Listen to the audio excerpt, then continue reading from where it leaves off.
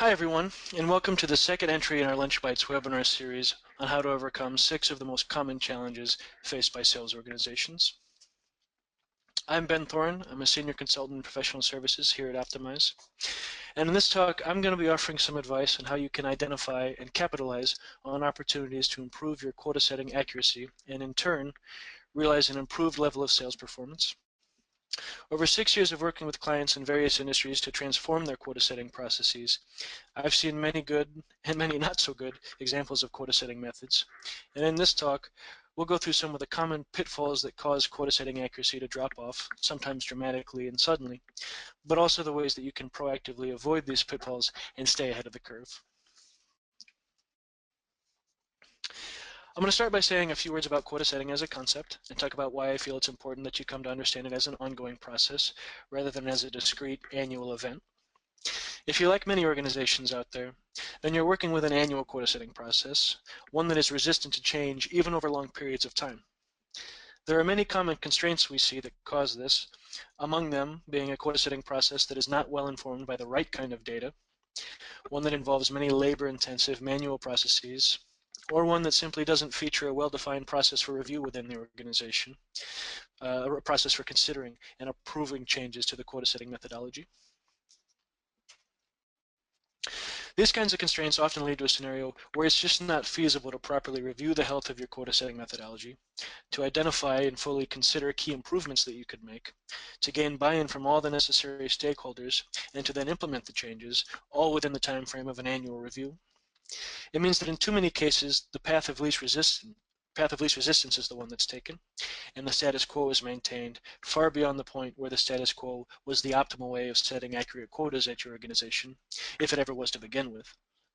This can have a major negative impact on sales success because inaccurate quotas can cause a great deal of consternation and a lack of motivation in the field. Imagine reps who are receiving goals that are impossibly high that can't be achieved. As the plan year plays out, of course, they're going to become demotivated. They're not going to try as hard anymore. And on the flip side, if you set goals in some areas where the goals are too low, then you run a risk of overpaying for mediocre or even lackluster performance. The truth is that setting accurate quotas is far from easy and cannot be consistently maintained without mastering many complexities. The organizations that learn to review quota setting as an ongoing process, by enabling themselves to assess quota setting effectiveness on an ongoing basis, to be able to review, assess, and confirm changes to the methodology without major labor implications, and to bring in the data required to build and maintain a clear insight into sales potential, will have a major competitive advantage, because in turn, they'll be enabling themselves to sustain a high level of sales performance. So let's get into specifics. And I want to start by discussing the ideal way to translate organizational expectations for growth to expectations for your individual salespeople. This is, after all, the core element of setting accurate quotas, the ability to allocate growth expectations not just to those territories or accounts that have sold the most in the past, but instead to those that have the greatest potential to sell in the future.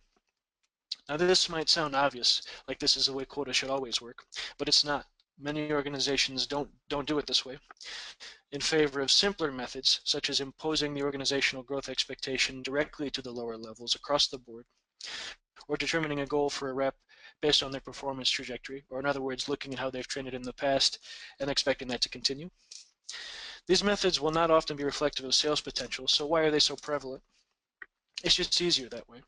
These methods are simpler, right? They have simpler data requirements, whereas methods that are going to reflect sales potential, they tend to be complex. They're harder to explain, they're harder to implement, and they have much more complex data requirements, something we're going to get more into in a second. Despite all this added complexity, we feel it's more than worth it to transform your quota setting process into one that does reflect that sales potential. That's because if you do, you're going to see much more accurate quotas at your organization, and there's a long list of benefits that go along with that. Fair and accurate quotas will create a fair view of performance within your sales organization by enabling you to confidently say that yes, the reps with the highest attainment really are the top performers, and on the other hand, those with lower attainments really are the bottom performers. You can only make statements like this if you have goals that truly reflect potential, so that you eliminate scenarios where some reps have a free ride, right, by working in high potential areas with goals that are too low. Or on the other hand, by having reps that are in low potential areas with goals that are unrealistically high. And it's very important that you avoid these kinds of scenarios from a rep retention point of view, right? You retain the wrong kind of people if it works like this. If you're rewarding people not based on performance because your goals are not accurate, you risk frustrating top performers who may find themselves with goals that are impossibly high, and you may risk rewarding lower performers and retaining them in the long run. Going right along with all this, another benefit of setting fair and accurate quotas is that you're going to boost the engagement level of your sales force, right?